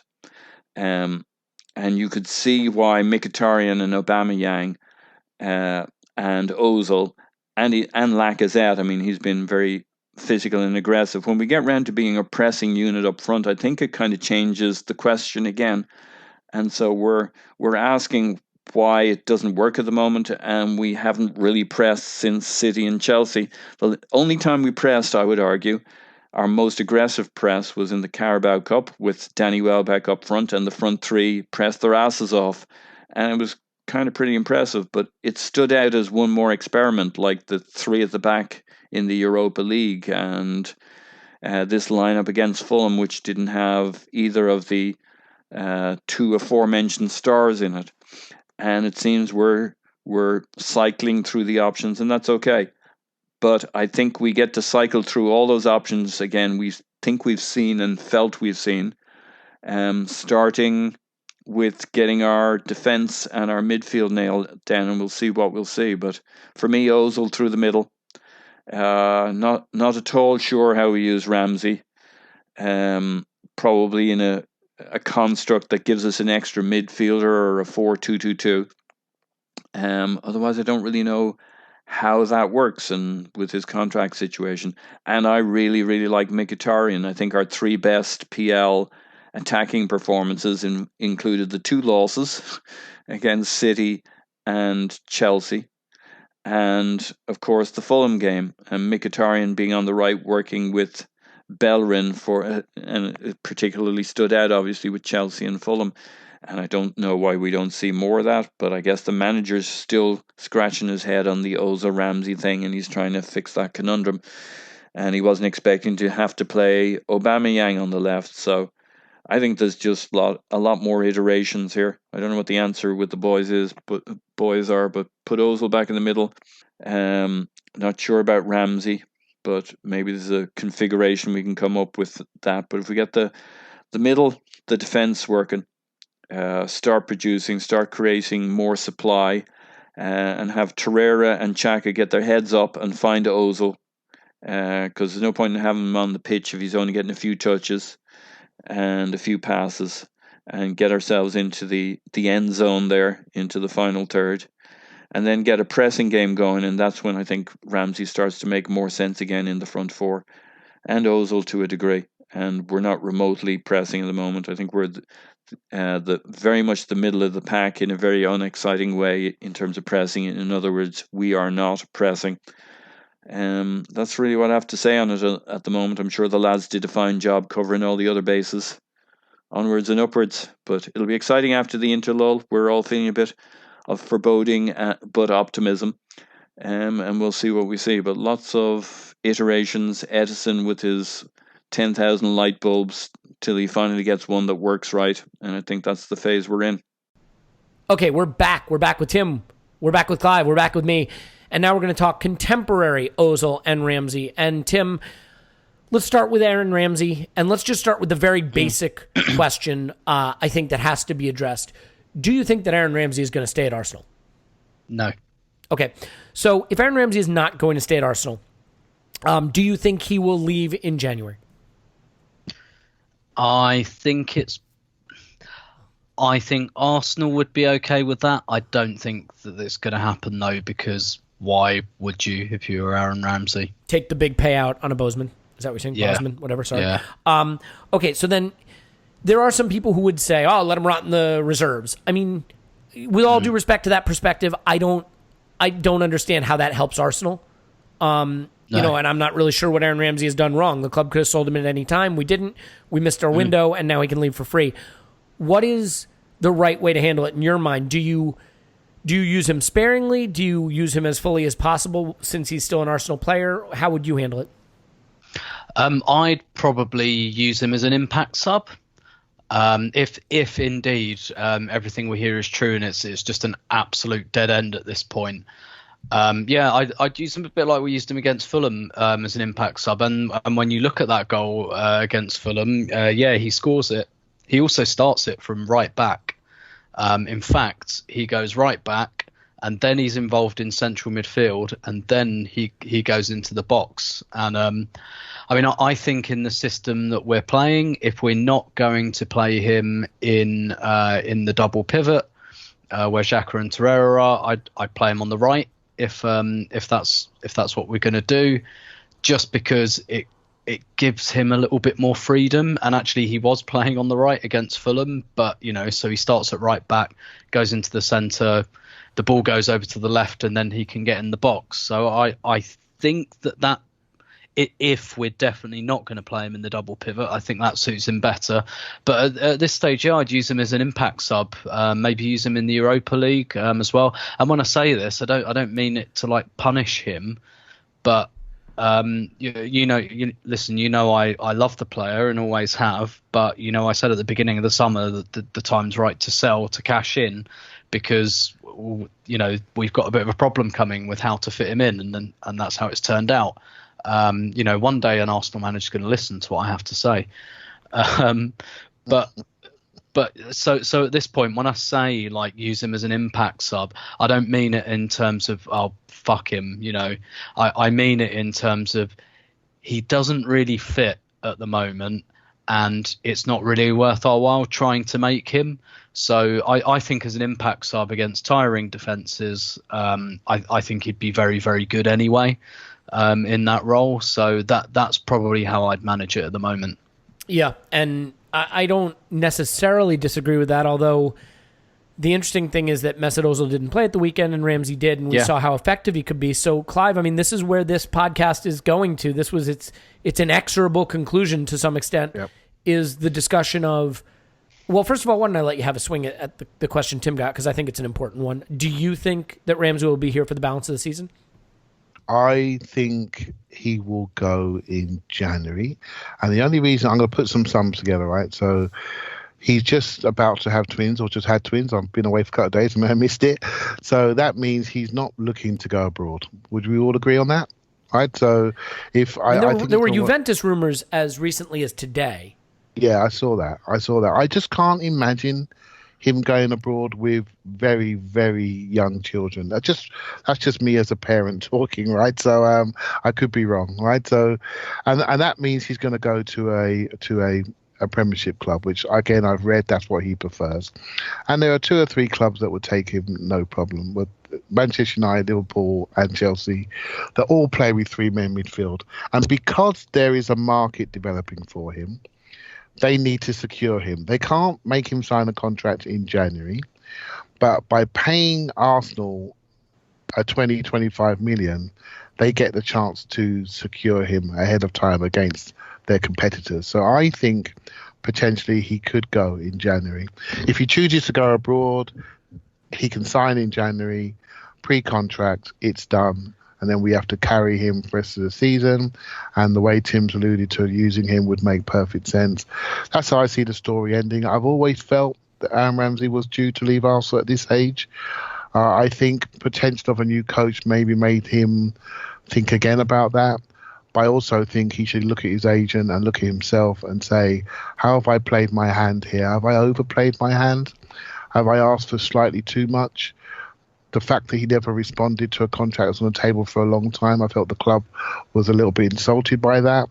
And then I asked myself the question, and I would ask, if I was him, I'd ask myself the question, have I defined myself appropriately? And we've been talking about him for many months and years, and we still debate what he is. And even in this little short conversation we've had, we spoke about him as a 10, as a part of a double pivot, and we spoke about him on the right. We speak about him on the right, and I too would like to see him on the right, but he has not got the humility of other people have to move different positions. He wants to be where he wants to be, and I'm not sure where that is. It's in the centre of the pitch doing what he likes, and therein lies the problem. Therein lies the division. Therein lies the debate. Therein lies the question, why should we pay this person £250,000 a week when we don't know what he is? We don't know if he fits.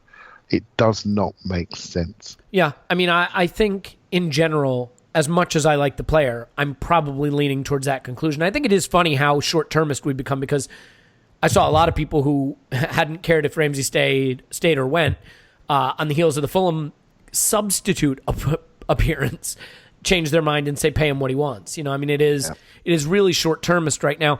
I think the worst-case scenario, you guys, and I don't know how you can disagree with this, is he signs a pre-contract abroad in January and stays with us the balance of the season, because, or even doesn't sign and just stays with us, because he is a player with an injury history. He's going to want to make sure he protects that big wage that he should get. This is going to be his one really mega contract, and you just wonder how hard he's going to be willing to fight for the cause as the season starts to wrap up, and especially if we're chasing top 4, or if we are going after the Europa League deep in that competition. How much is Aaron Ramsey going to want to commit to us when he's got a big contract on the horizon? So that's something I would worry about. Tim, I guess with Mesut Ozil, then the question becomes, first of all, can these two play together? And with Mesut Ozil, he's been put out on the right in that the 3 behind the striker in a 4-2-3-1 this season. It hasn't really worked for him. So let's answer a couple questions about Mesut Ozil. I mean, first of all, just very quickly, do you think that there is a way to get Ozil and Ramsey into the first 11 right now that makes sense in Emery's system? Only if we play one striker. Okay. And I mean, is that's something you'd be okay with? I mean, how would you do it? No, not necessarily, to be honest. I think, we saw it in 2013-14. Ozil and Ramsey were fine because we were only playing Giroud up front, and we had Cazorla on the left, who wasn't much of a goal threat. If you've got a system like that, I think it's absolutely fine. I mean, look at what Spurs do. Eriksen, Ali and Kane. You've got a striker there, you've got someone running off the striker, and then you've got a creator. I think you can do that, but I just don't think that's not the way that Emery is going to play. So under Emery, I don't think you can get them into the same team comfortably. No, I agree with you. And I mean, do you agree that it hasn't worked with him on the right? I mean, that position has been a challenge for him, at least in the system. So then, go ahead. Yeah. I was going to say, with Ozil, play him at number 10 or don't bother.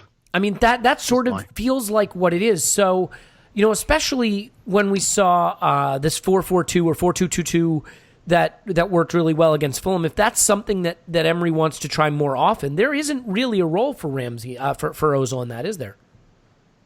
Not in that kind of, well, I suppose Mkhitaryan did that kind of wandering role from the right and coming over to the centre, and Welbeck was doing a bit of wandering. I mean, no, not really. It's not comfortable. I still think he could probably do it better than the right-sided role he's been handed now. But in the 4-2-3-1, there is absolutely a role for him. There's a role tailor-made for him, if you ask me. Yeah, it is a concern. I think when you look at the declining statistics this season for Ramsey and for Ozil, and these are supposed to be two of our most talented players, and the system hasn't gotten the most out of them. And it may be by virtue of the fact that the two of them in the team together really negates both of them because they're both playing uncomfortable roles. You may have to make the decision to get the best out of one, you have to play without the other. And if that's the case, you have to do it with the one you've committed $350,000 a week to, and that's Mesut Ozil. I mean, Clive. Yeah. Oh, sorry. Go ahead, Tim. I was just going to make one last point, and really, you'd probably have to take one of Aubameyang or Lacazette out as well, because I think basically Ramsey's skill set is not as important when you've got Aubameyang and Lacazette on the pitch. I think that's a really good point. You don't necessarily need 2.2 shots per game, a half an XG per game or whatever from your central midfielder if you've got 2 XG per game from your strikers. I think that's a well-made point. We have, Ramsey was so important in previous seasons because the team needed extra goal-scoring threat. It doesn't necessarily need that from central midfield right now, although I would be open to him playing in the center of midfield next to Torreira.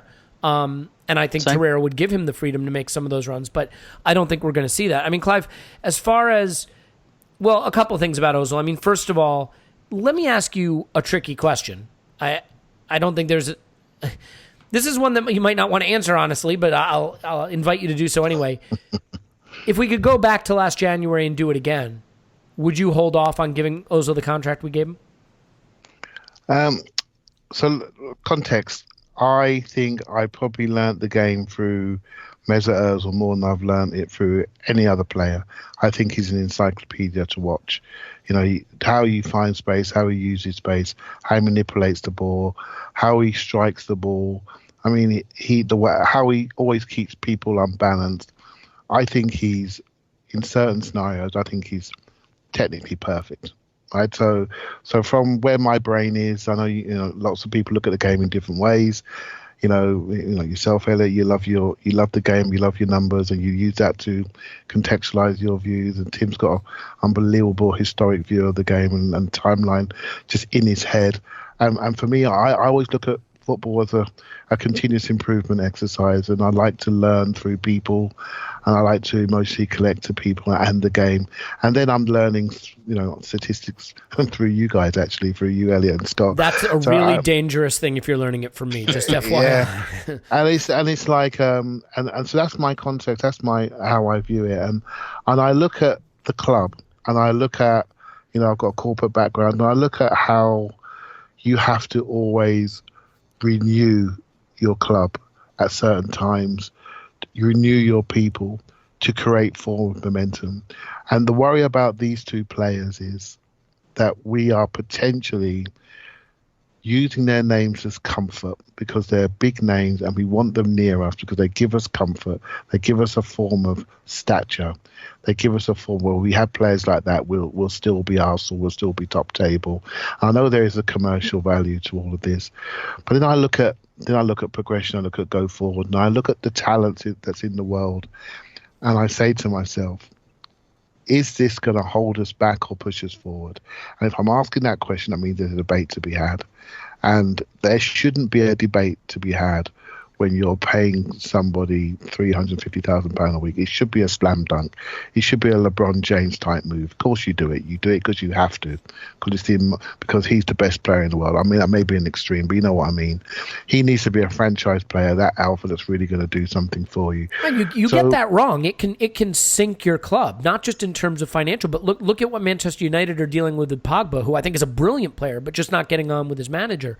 If your most expensive player isn't all in on the project and firing at his best, it can derail a club entirely.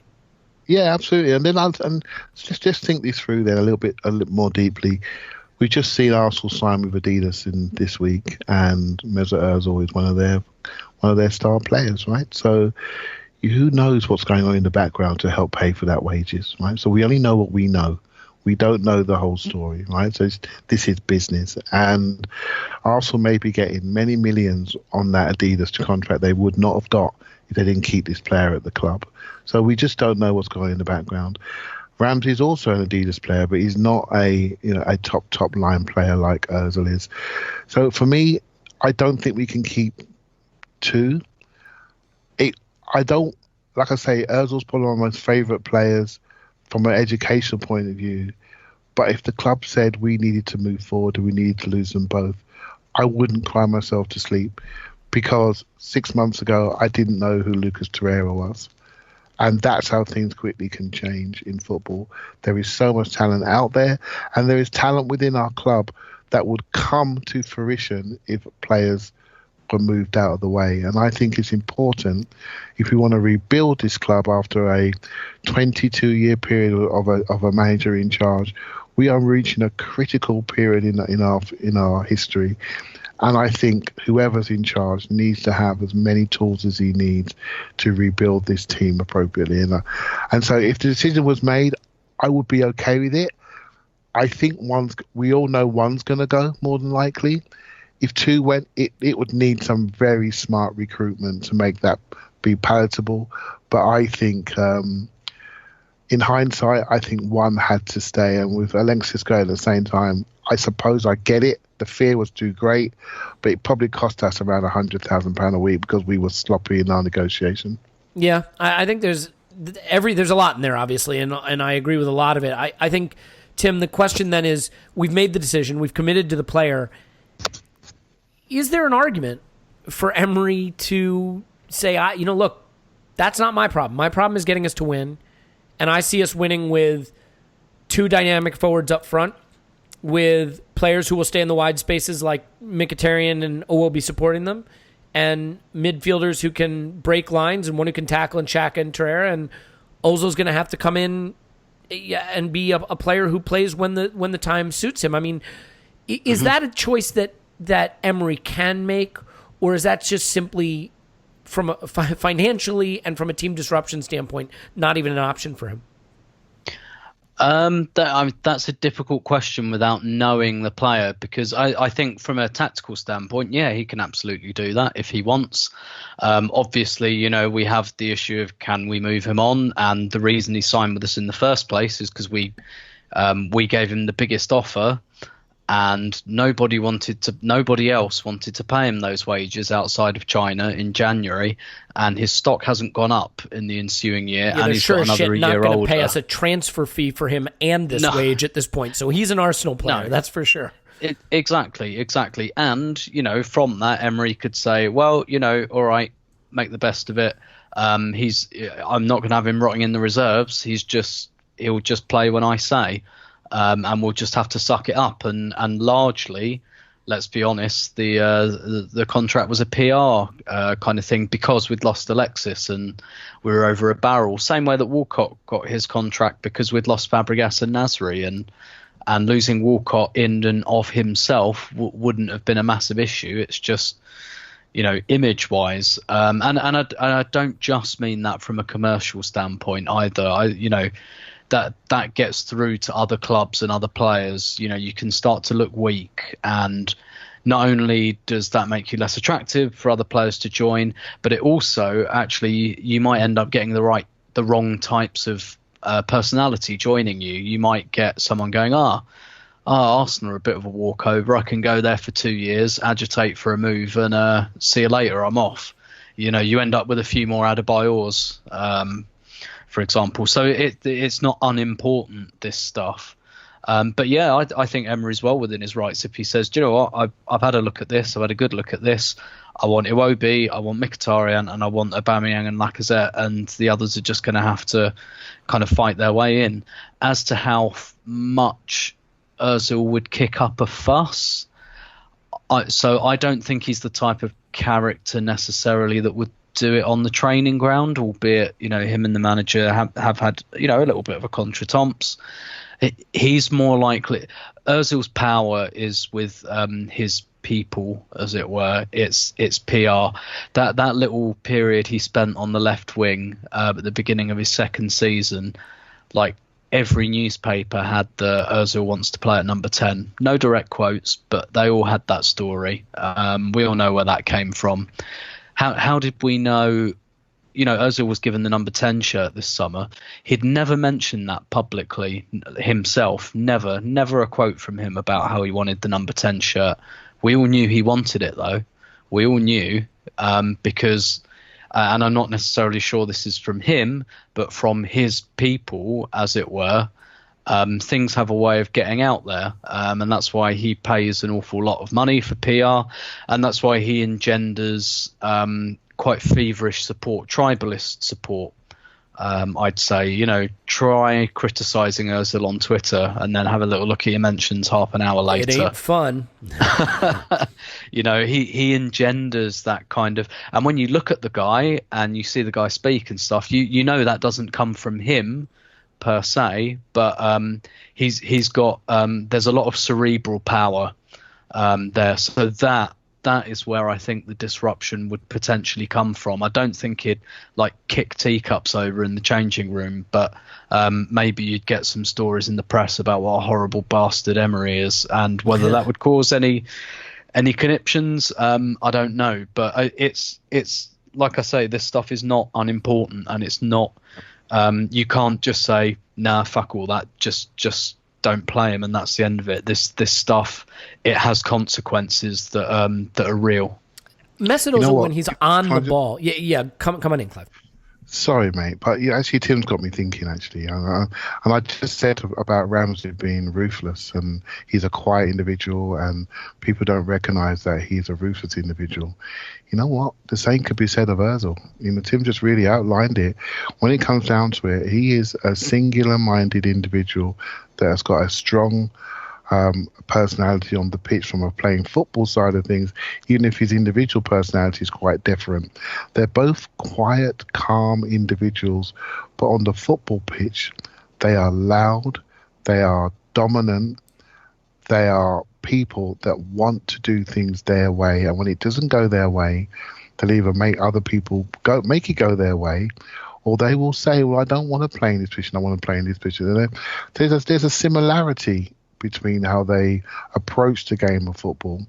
One has won the World Cup, has played for Real Madrid, and one has spent most of his career at Arsenal, but he sees himself as an elite player. And again, that sort of brings a divide, it brings opinion, it drives debate, and there's division over both players, if we're honest, about their value to the club going forward.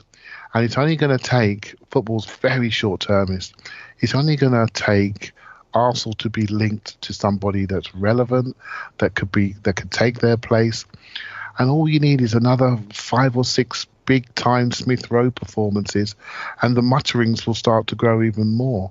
So you can see why the club is not investing in potentially both of them. So I think we've done this together on two of them. I think there's a lot of similarities between them, maybe more than we actually realise. Maybe. Look, the one thing I still think when he's on the ball a lot in a game, Mesut Ozil is one of the best players in the league. I think the problem with Mesut Ozil has never been, or very, very rarely been, he's not using the ball well. The problem for Mesut Ozil has been that he has been able to be isolated and driven out of games. And from that right wide forward position that he's been put in this season, we've seen it. He's had some of his lowest ever touch, lowest ever pass totals in his Arsenal career from that position. But when he's on the ball a lot, I still think our best team has him in it. And dear God, it better, given what we've committed to him.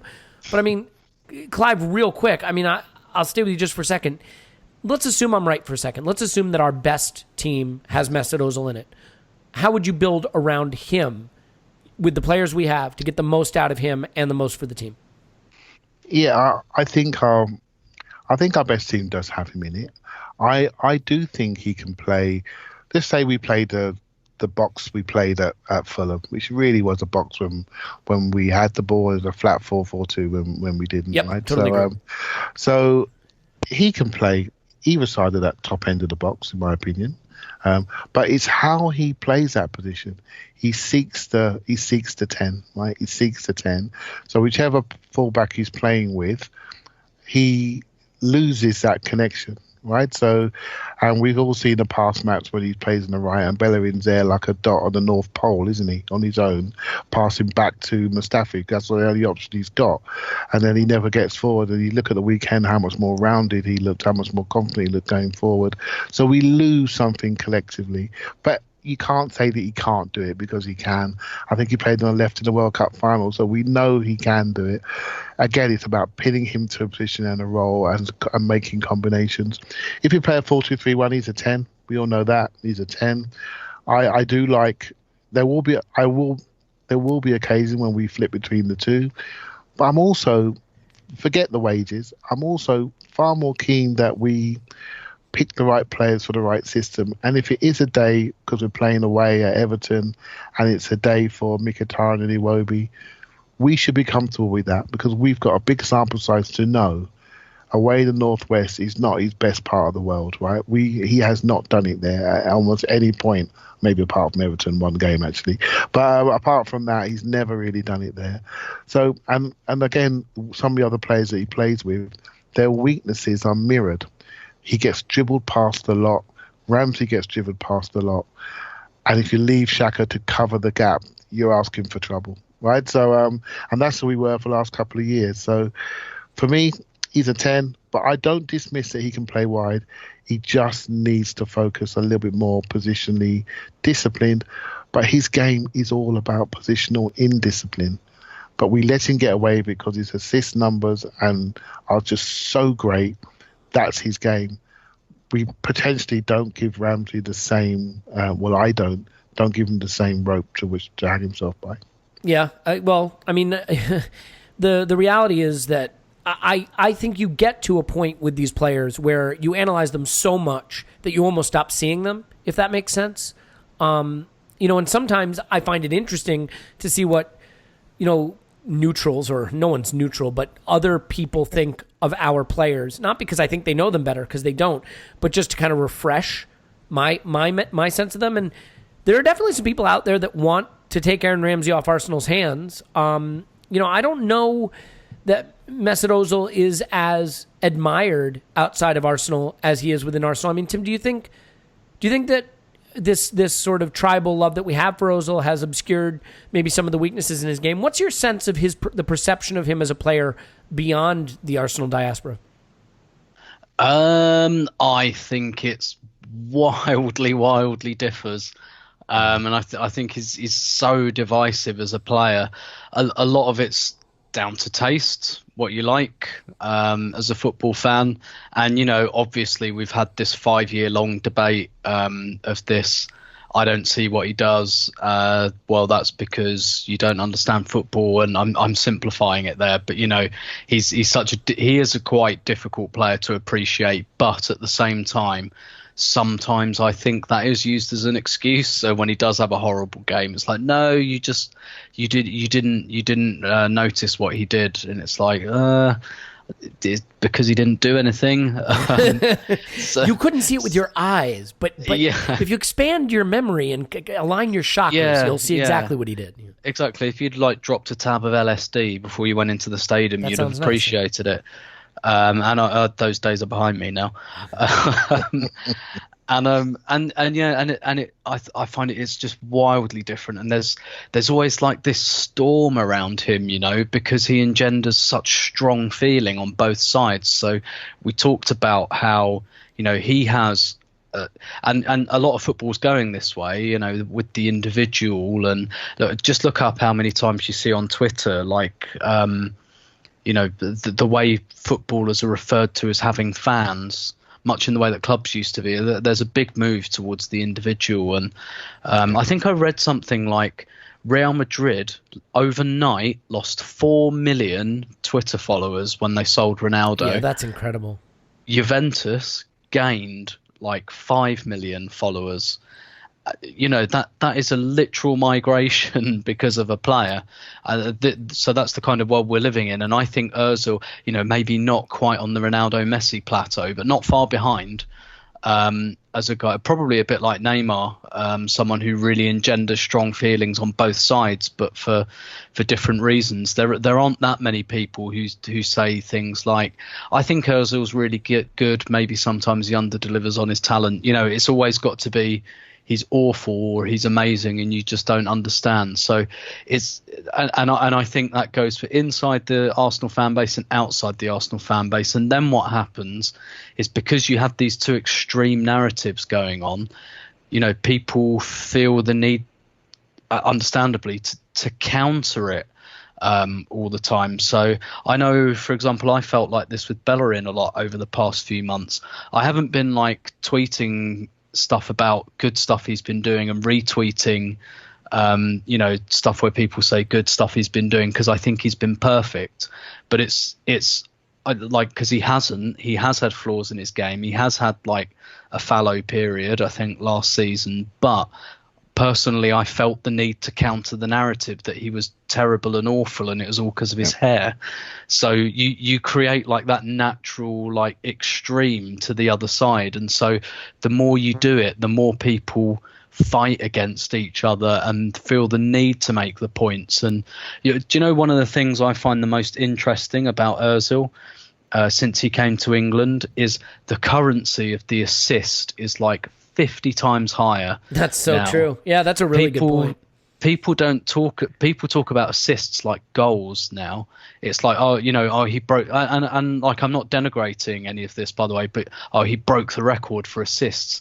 You never heard anyone talk about breaking record. Like, I remember when Henry did it and it was like a footnote. It was like, oh yeah, Henry got 15 assists this season. That's quite good. But now, like, the assist has become so weaponized because there's this big fight on social media about how good Ozil is. So, and you're seeing this with Pogba as well, I think. So every time he makes an assist, because that's what he does, that's his main thing, it's like his top trump card.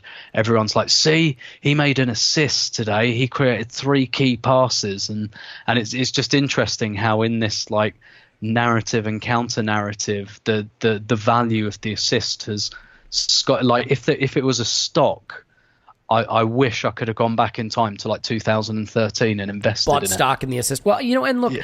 I do understand that there is a desire and a need to quantify the contribution that your favorite players are making, to be able to hold up some kind of concrete evidence, something objective that says they're good.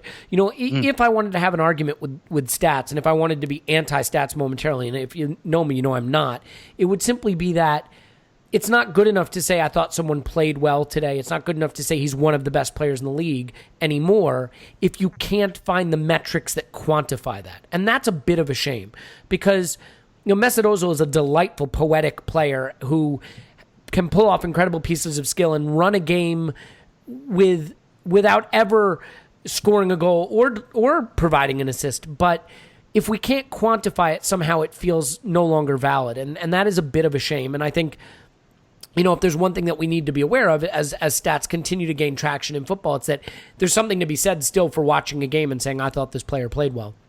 And that still has currency. Yeah, Clive? Yeah, I think what you're talking about in stats there and what we talk about with Ozil is we're talking about outputs.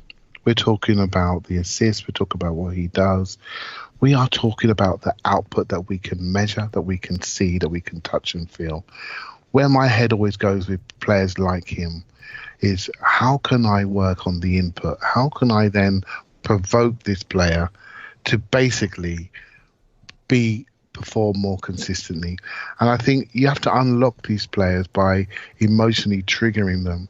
And I think maybe that's the teacher in me, that's the coach in me, but that's my obsession. I look at him and think, how can we get you going? Because once you're going, the outputs take care of themselves. And I think with fans, we need to sometimes look at people's approach and intent to play, and then measure their output when their approach and intent to play is where it should be.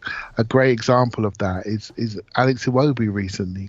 Something has happened with him that he has worked out. I have to approach my game differently. I have to have a different intention to play. His confidence has gone up, and therefore his output has gone up.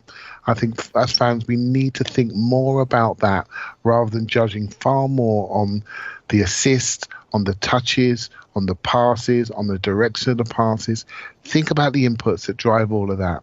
And then you think, well, actually, what is the surroundings? What are the variables around that individual that's making him drop down? I think that's part of the analysis. I think everything else is part of the output analysis. But I'm looking at him. I think he's somebody that we have to work out the inputs a lot more and make sure he's surrounded appropriately. He's such an interesting player. I mean, I think the reason Mesut Ozil drives people nuts is because he is a genius on the pitch. He has eyes all over his head. He understands space and movement. And yet, this player with all of this incredible talent can fail to put away a penalty, or like the other day, can have the ball in the 6-yard box basically unmarked and decide to pass it back to the top of the 18. And we want him to be all conquering, and everything about his skill and his vision and his movement and his physicality says he can be. And it's not that he isn't fantastic.